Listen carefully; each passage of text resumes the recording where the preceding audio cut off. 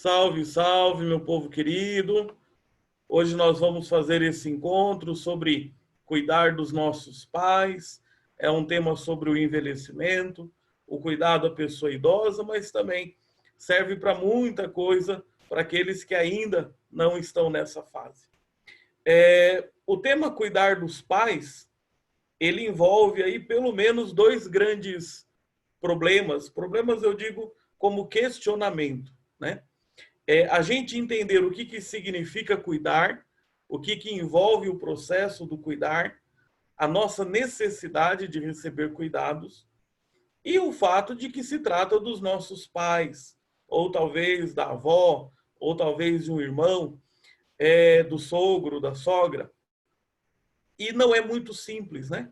Como lá na chamada a gente colocava, você vai cuidar do outro sem ser o outro, você vai se preocupar com o outro, mas sempre você é marcado por aquilo que você tem na sua cabeça, por aquilo que você entende como importante para você. Essa imagem que vocês estão olhando aí é uma parte da capa do meu livro sobre envelhecimento. Não se preocupem que isso aqui não é igual aquelas reuniões de vender pote para casa, tá bom? Mas digo porque tenho procurado fazer alguns encontros para divulgar um pouco essas ideias, que acredito que são importantes e trazem coisas muito boas para todo mundo. Nós estamos num grupo razoável. A gente até agora há pouco já tinha passado de mais de 30 pessoas inscritas. Talvez nem todos estejam agora participando desse encontro, vão depois assistir a gravação, porque o horário também não era tão conveniente assim. Mas quem somos nós aqui? Todo mundo inscrito, todo mundo que se inscreveu, quem que a gente é? Que lugar que a gente ocupa nessas reflexões que a gente vai pensar nesse momento? Por que a gente está nessa conversa? Por que esse assunto chamou a nossa atenção? Então, são várias situações. Ou nós já estamos lidando com questões para as quais a gente não tinha se preparado, ou a gente começa a perceber que logo, logo, algumas questões vão aparecer e a gente quer se preparar, a gente quer também acompanhar, né? Alguns são catequistas, outros são de pastoral familiar, de várias atividades também de comunidade, profissões e tudo mais. Cada um que vai chegando, a gente lembra de deixar o microfone desligado, assim, se não tem nenhuma interferência de barulho de fora, a gente deixa esse vídeo disponível no YouTube. Eu coloquei na chamada lá no site, né, que o objetivo era três coisas. Olhar um pouco as faces do envelhecimento, o tema da saúde, da cultura, da sociedade. É claro que essa é a parte mais rápida. No fundo, as questões que aparecem nesse primeiro tópico são as questões com as quais a gente já está envolvido.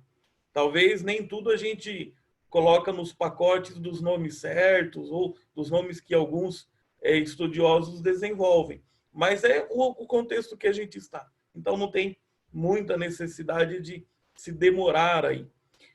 Agora, os dois pontos seguintes, acredito que eles merecem um pouco mais da nossa atenção. Então, cuidar, a arte de colocar-se no lugar do outro sem ser o outro. E espero que a gente acabe demorando um pouco mais sobre isso. A parte gravada é só esse começo. Então, depois eu interrompo a gravação e a gente pode fazer também a partilha, o bate-papo. É que a gravação é melhor que seja só na apresentação dos slides, porque pode ser que depois alguém queira comentar coisas um pouco mais particulares ou diretas, então não é conveniente estar na gravação. E o terceiro tema é justamente esse, cuidar da pessoa idosa, e a gente vive o tempo todo equilibrando responsabilidades e interpretando necessidades. E o que isso significa para a gente?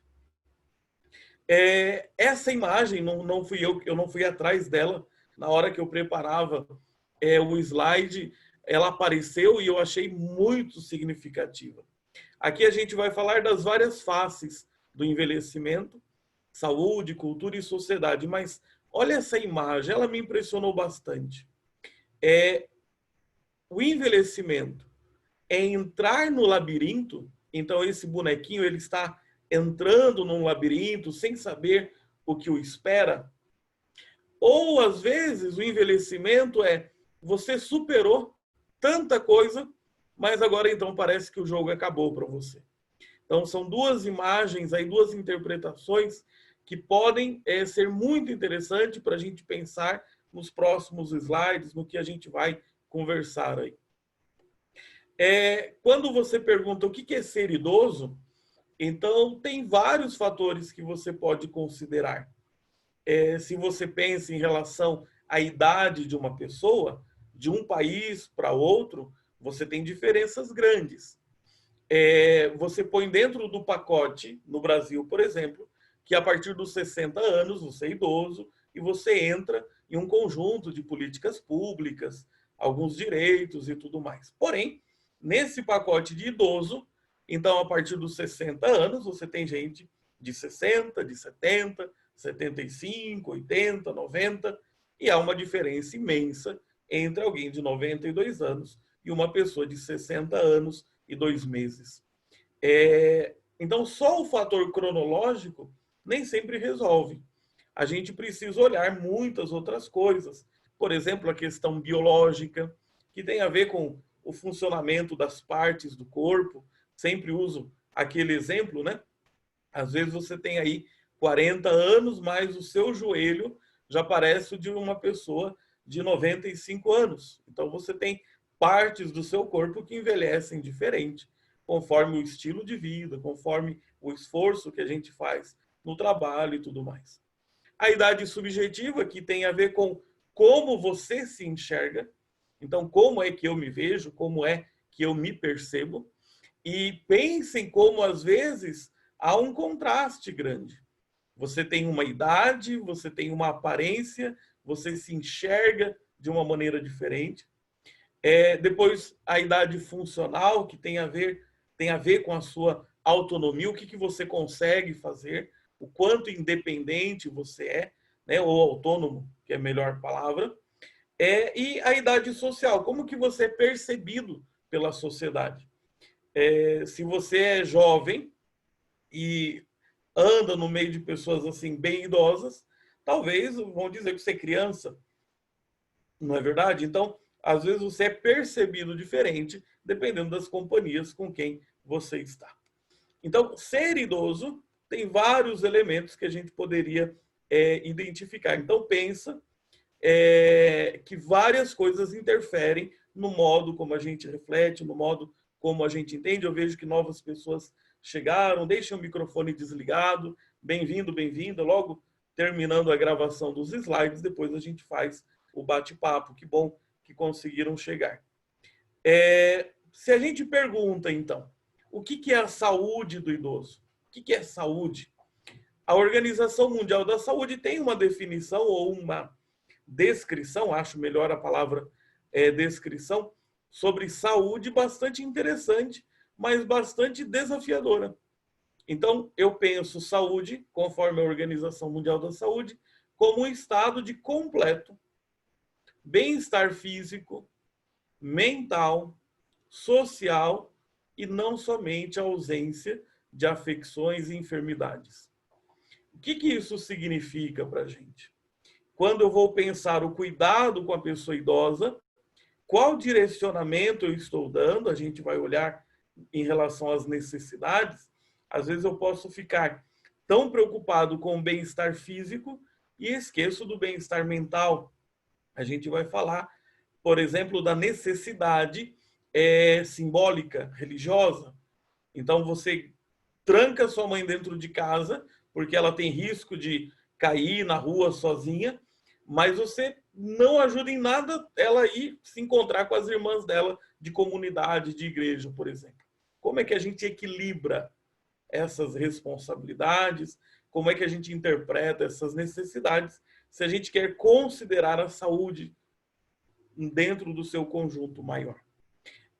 A nossa sociedade, então aqui a relação entre cultura e sociedade. Cultura, a gente sempre pensa esse conjunto, né, de valores, esquemas de interpretação, de avaliação das coisas. Sociedade, então, o ambiente no qual a gente convive.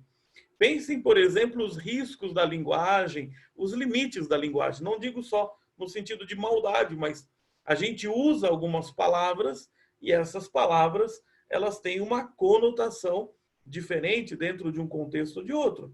Quando você fala de velho, quando você fala... Que conotação isso tem? Por exemplo, você associa, pode ser que não seja assim, que um carro mais novo, ele é melhor que um carro velho. E você pode associar isso a estilos de vida. Então, isso pode ser um perigo, isso pode ser um problema. Além de tudo, quando você escolhe a palavra idoso, a palavra idoso, a etimologia dela significa apenas aquele que avançou em idade. Mas você já vê gozações, tiradas entre algumas pessoas mais jovens e que nem sempre tem muita sensibilidade, falando que idoso tem que ver com ido, que já foi, que já passou. Então isso é muito duro, isso é muito complicado. Depois, a gente vive uma sociedade que é encantada pela informação do último minuto. Isso marca, é um registro da nossa sociedade. E muitas coisas são procuradas porque elas são uma novidade. Alguém que simboliza alguma coisa ultrapassada, uma tradição, às vezes não é muito bem acolhida, às vezes não é muito bem recebida nas situações. E a gente enfrenta a ambiguidade. Quanto mais a informação é recente, também ela é menos verificada. E aí a gente tem essas ondas também de mentiras circulando pela internet e tudo mais. E às vezes a história da pessoa idosa, a sua memória, as suas recordações parecem que não são interessantes para a nossa sociedade. E aí você vai tendo, às vezes, um processo de isolamento. Quando alguns jovens comentam que a avó deles repetem muito a história, está sempre contando a mesma coisa, eu sempre digo que tem que olhar com um certo cuidado. Você pode ter aí uma dificuldade cognitiva, então a pessoa não lembrar que realmente ela contou já aquela história, que talvez a família conheça, isso pode ser uma situação, mas olhem para a gente mesmo. Todas as vezes que a gente se reencontra com alguns amigos, a gente sempre fica voltando, né, algumas histórias de aventura que a gente viveu junto lá no período do ensino médio, de alguma coisa que aconteceu com aquela tia da gente, quando a gente estava num período de férias na casa da avó, coisa desse tipo. É normal que a gente sempre repita algumas histórias, algumas coisas que fazem parte da nossa vivência. Porém, a pessoa idosa, às vezes, ela vai perdendo aqueles interlocutores que construíram com ela a história e as novas pessoas que vão chegando, às vezes não têm paciência. Nem sempre repetir a mesma história pode ser sinal de alguma perda de cognitividade ou cognição. Uma coisa que faz parte da nossa cultura, cada vez mais a nossa cultura ela cria uma ruptura entre as pessoas e a tecnologia. Então tem gente que vai ficando para trás. Esse período que a gente vive de quarentena, então muita gente começou a fazer uma coisa que é chique de pronunciar, né? Home office, começou a dar aula EAD agora, mas pensa quantas pessoas que não são idosas dentro daquela cronologia, pessoas com 45, 50 anos, está bem longe de poder se considerar idoso, e que simplesmente o próprio trabalho virou uma fonte de sofrimento por causa da dificuldade de se adaptar com tecnologias, com linguagens e com referências. Referências, então, quando você vai pensar, né, quem que é a música, quem que é o cantor, quem que é a atriz que está disparando na opinião nesse momento, às vezes você não consegue nem identificar as fotos que circulam nas redes sociais. Tudo isso faz parte de alguma coisa que pode acolher ou isolar. Pode integrar a pessoa ou também criar nela alguma fragmentação. Isso tudo a gente vai conversar depois na hora da partilha.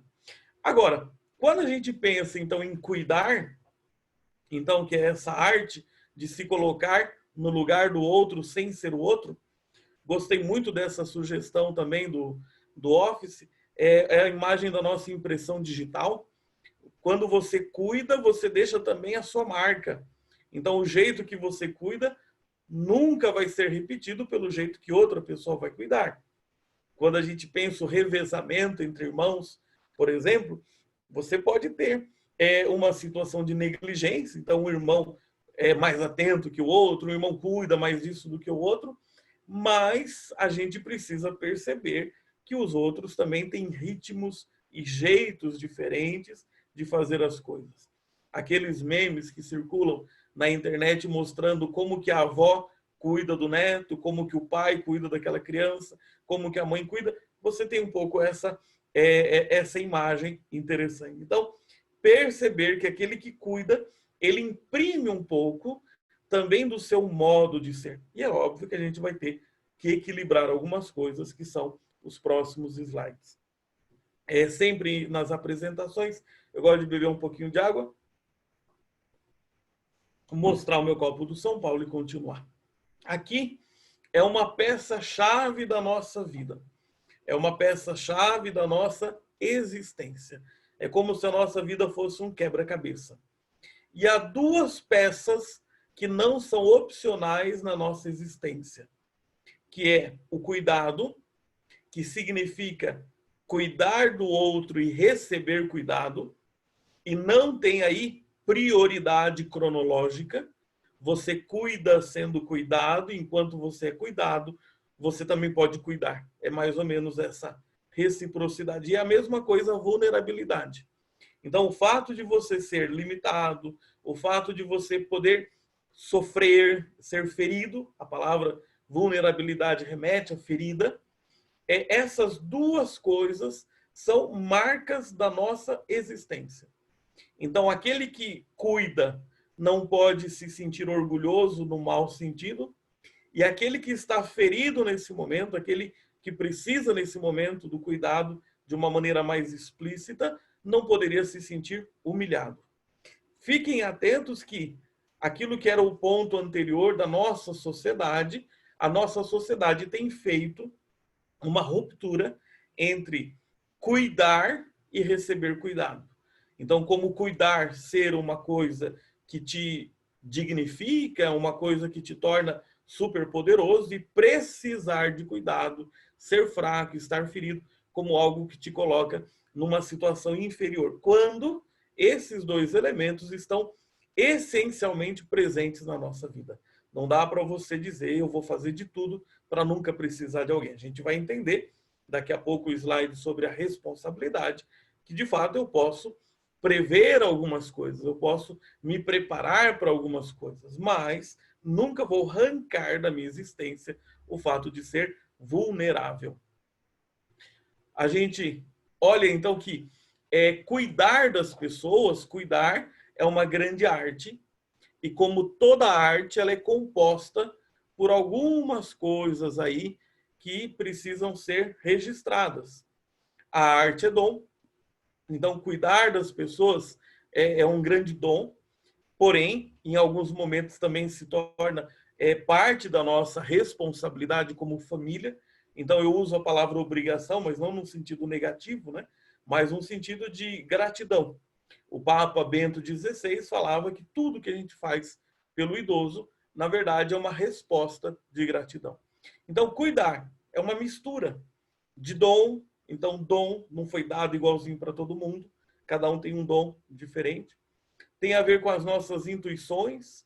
Então, com essa capacidade de ler o que não está escrito, né? Que tem a ver com a empatia, de se colocar no lugar do outro, de tentar perceber um pouco o que o outro percebe, como o outro vê. Tem questões técnicas, no sentido, como é a melhor maneira de fazer. Às vezes, as pessoas conseguem desenvolver, por uma intuição também, um jeito mais correto de tomar decisões, né? Quando você pensa o jeito que o pai ou a mãe colocam a fralda na criança. Às vezes, a mulher, ela pode ter desenvolvido mais por ter sido instruída, mas também por uma forma de intuição. Como um homem também pode aprender isso por uma forma de instrução, mas também por uma forma de intuição. Porém, é bom quando a gente alia a intuição e a técnica. Agora, outra coisa importante em toda a arte é a ligação entre o quanto eu conheço de mim mesmo, porque isso vai marcar a maneira como eu cuido do outro e o quanto eu cuido do outro. O que eu sei do outro? O que eu entendo das prioridades, dos valores do outro? E quanto mais o outro for vulnerável, mais eu deveria estar atento ao que eu sei do outro e o que eu sei de mim mesmo. Há uma passagem bíblica que, mesmo que você nem seja cristão, mesmo que você nem acredite em Deus, mas você deve conhecer essa história. E o modo como eu apresento no título aí à esquerda dessa história faz com que você diga na sua consciência como você conhece a história. E você conhece a história do bom samaritano. Agora, esse homem que agiu de uma determinada maneira, que a gente nem ficou sabendo o nome dele, mas o que ele fez ficou registrado. E por isso que a gente chama ele de bom. Mas, como todos os seres humanos na face da terra, esse samaritano, ele reunia aquelas duas coisas, a vulnerabilidade e o cuidado. A possibilidade de ser ferido, mas também a capacidade de cuidar do outro. Nessa imagem do samaritano, do bom samaritano, como uma espécie de paradigma da arte do cuidado, que é dom, que é técnica, mas é conhecimento de si, conhecimento do outro, tem várias coisas aí que a gente pode mencionar e que são interessantes a gente considerar. Esse samaritano, quando ele cuidou daquele homem caído, a referência bíblica diz que ele era judeu. Vocês imaginem que samaritano e judeu, eles têm origem como um mesmo povo, mas depois, por diferenças ideológicas, religiosas e tudo mais, eles se separam e se detestam. Isso dentro ali do contexto bíblico. Então, eram inimigos e trocavam ofensas, trocavam assim hostilidades de uma maneira recíproca muito grande. O que é interessante nessa passagem é que esses dois não tinham relações na mesma medida. Não eram relações simétricas. O que um poderia fazer para o outro era completamente diferente da resposta do outro. Então, chama a atenção nessa história do samaritano, porque mesmo eles sendo inimigos, mesmo ele não tendo nenhuma obrigação moral em relação àquele homem caído pelo caminho, o samaritano, ele faz algumas coisas porque parece que ele experimenta de uma maneira muito visível o aspecto da vulnerabilidade do outro, que era a vulnerabilidade dele também. O texto não se trata exatamente da gente julgar os outros que passaram, tem coisas muito interessantes para refletir sobre isso, e talvez nós hoje estejamos passando ao largo de outras pessoas também caídas e estamos dando atenção para alguns. A história poderia ser que muitos outros ali também estivessem caídos, porque era um caminho de passagem, então os ladrões agiam ali. Então tem coisa para a gente refletir, além disso, de qualificar, porém ver o que é como substrato humano, o substrato de consideração de que o outro é sempre um semelhante meu, ainda que haja muitas dificuldades. O Evangelho descreve de uma maneira minuciosa tudo que o samaritano fez por esse homem caído e faz a gente pensar em alguns passos do cuidado. Estamos aí no segundo tópico, na arte do cuidar. São vários verbos, mas eu destaco esses daqui. Quando você lê o Evangelho, você cria uma sensação estranha. Porque primeiro fala que chegou junto e depois fala que se aproximou. O que é chegar junto e o que é aproximar-se? São palavras diferentes para entender alguns movimentos. Então, chegar junto é proximidade geográfica. Aproximar-se para cuidar é uma decisão pessoal. É uma decisão do que diz ali, de uma espécie de consequência da compaixão. Então, não vai ter possibilidade de compaixão, de misericórdia, de empatia, se a gente também nem tenta chegar junto do outro, se aproximar geograficamente também. E vocês vão ver, esse período tem demonstrado que, talvez em algumas situações, mesmo não conseguindo chegar junto, por causa da distância, do isolamento, mas pode haver uma atitude, de fato, que supera a distância geográfica, porque há uma proximidade aí do coração. Então, são alguns verbos muito legais. E depois, o samaritano, ele faz o cuidado que ele opera no homem caído, ele inverte a ordem das coisas. O procedimento de enfermagem, naquela época, a gente poderia falar dessa maneira, primeiro seria você jogar vinho, por causa do teor alcoólico, ele teria uma função de asepsia, de limpeza, e depois você jogava o óleo, que era uma ideia de unguento, alguma coisa para acalmar, alguma coisa para amolecer a ferida, tranquilizar a ferida. Vejam que o samaritano, primeiro ele tranquilizou a ferida, depois ele limpou. Quando a gente pensa no cuidado com o outro, a gente tem que se perguntar se de repente a gente não quer primeiro jogar o vinho ou o álcool e tacar fogo e depois a gente vê o que faz, se vai cuidar ainda. Primeiro a gente julga, primeiro a gente quer limpar e depois a gente pensa se vai amenizar. Ainda chegando já no terceiro ponto da nossa conversa, né, para a gente iniciar a nossa conversa, é como uma grande balança mesmo, né? Equilibrar responsabilidades. O que quer dizer responsabilidade? Como que eu vejo essa palavra? E como que eu interpreto necessidades? E o que significa interpretar? Então, agora, esses slides ajudam a gente a entrar numa observação que depois, na hora do nosso diálogo, do nosso bate-papo, vai ser bastante interessante. O que é ser responsável? Todas essas imagens, tirando aquela que é da capa do livro, tudo é sugerida pelo próprio Office. Por isso que eu não tenho colocado nenhuma fonte disso daí, né? Porque foi o próprio Office que sugeriu. Legal a gente ver essa imagem de um carro de bombeiro, né? Cuidar, atender uma emergência, é simplesmente fazer as coisas com pressa? Será que a responsabilidade com o sofrimento do outro não exige que a gente tenha uma atitude um pouco diferente? Então, a gente coloca aí algumas diferenças entre responder e reagir. Responder, muitas vezes, vai implicar eu considerar fatores diferentes. Quando a gente viu lá os diversos critérios de idade, ou daqui a pouco, quando a gente pensar nas várias necessidades que uma pessoa possa ter. Então, responder faz com que eu olhe para vários fatores que estejam ali envolvidos.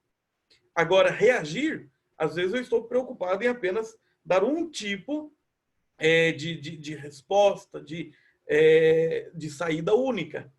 Vamos pensar para entender o que é uma reação. Se você colocar água no fogo, quando ela chegar num certo grau, ela ferve. Pelo menos, em linhas gerais, deveria acontecer isso. Quando você irrita uma pessoa e vai tacando fogo, né, na paciência dessa pessoa, qual que é a reação dela? Podem ser várias. Então, enquanto as coisas da natureza, elas reagem, e geralmente essa reação pode ser linear, como a gente diria, o homem ele responde, ele considera múltiplos fatores. Então, o seu filho pode estar gritando com você lá na praça do shopping, ultimamente não, porque ninguém está passeando muito, mas você pode responder de maneiras diferentes, né? Mas se você soltar a caneta, ela só pode ter um tipo de reação por causa da gravidade. Então, é bom a gente pensar o que é responsabilidade. E às vezes responsabilidade é a capacidade de poder ter consequências ou sequências diferentes. O que é ser irresponsável? É uma outra coisa para a gente pensar, né? Então, será que o outro só é responsável quando ele responde do mesmo jeito que eu fiz?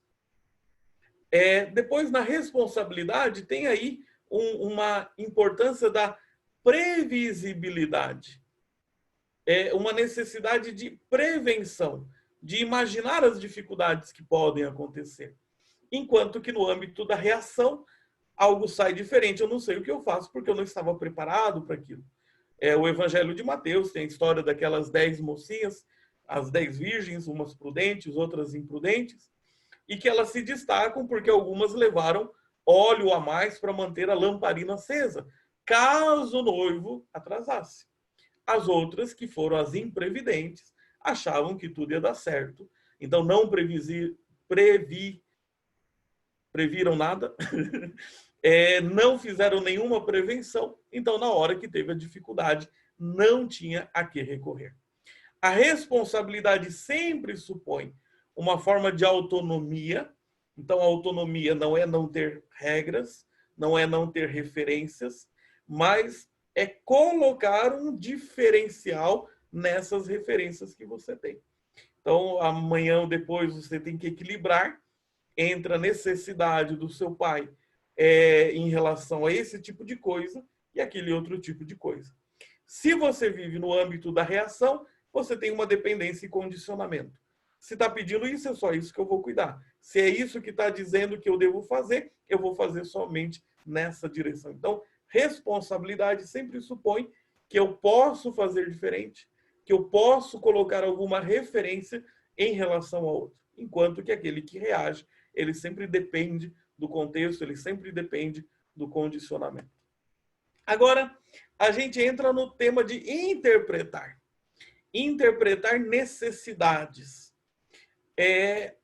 O latim, quando ajuda a gente a entender o que significa essa palavra, interpretar, é aquele que está entre e explica. Então, o intérprete, ele está entre pessoas e ele comunica alguma coisa. E ele explica alguma coisa. E ele vive uma tensão. Talvez seria divertido você lembrar algum filme que havia um grupo que falava uma língua, ou outro grupo que falava uma outra língua, e alguém teve que ficar lá no meio interpretar.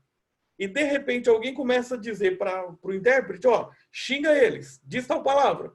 E o intérprete sofre porque ele não quer justamente provocar uma guerra e ele fica no meio daquelas coisas. Quando a gente é um cuidador dos nossos pais, ou quando a gente acompanha um processo de cuidado em situações mais marcadas, a gente experimenta a tensão entre essas dualidades, essas tensões que tem aí. Então, o intérprete, ele está entre quem? Quando nós vamos interpretar necessidades de quem? Porque na hora que aquela pessoa está doente, na hora que aquele idoso precisa de um cuidado, não são só as necessidades dele que eu vou considerar. Talvez eu tenha que considerar outras necessidades. Vejam que interpretar necessidades significa olhar vários elementos que compõem esse grande desafio que a gente tem. E quando a gente pensa em necessidades, você teria aí um elemento, um panorama grande, né, de necessidades. Você pode pensar nas necessidades físicas, biológicas, então aquilo que tem a ver com o funcionamento do corpo, mas a gente sabe que não é só isso.